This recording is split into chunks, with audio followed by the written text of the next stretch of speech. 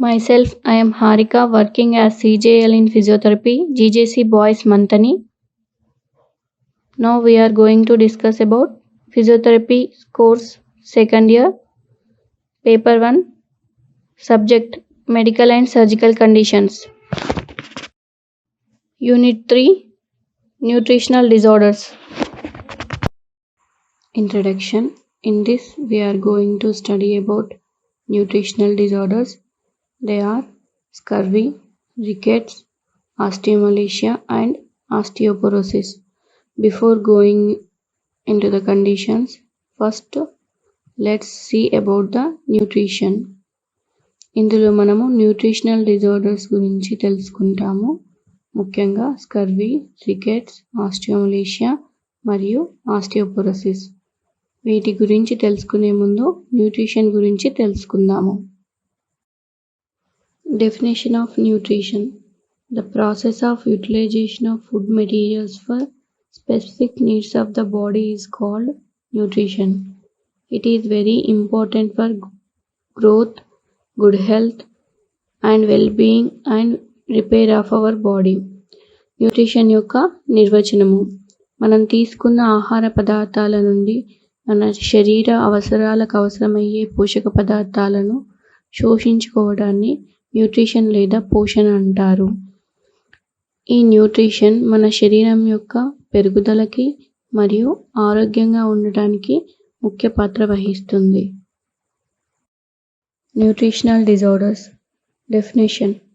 Nutritional disorders can be caused by undernutrition, overnutrition or an incorrect balance of nutrients. It can occur when the body does not absorb or get food from the necessary amount of a nutrient. Nutritional disorders రావడానికి గల కారణాలు పోషకాహార లోపం వల్ల కానీ, పోషక పదార్థాలు ఎక్కువ తీసుకోవడం వల్ల కానీ, లేదా సమతుల్య ఆహారం తీసుకోకపోవడం వలన ఈ న్యూట్రిషనల్ డిజార్డర్స్ వస్తాయి.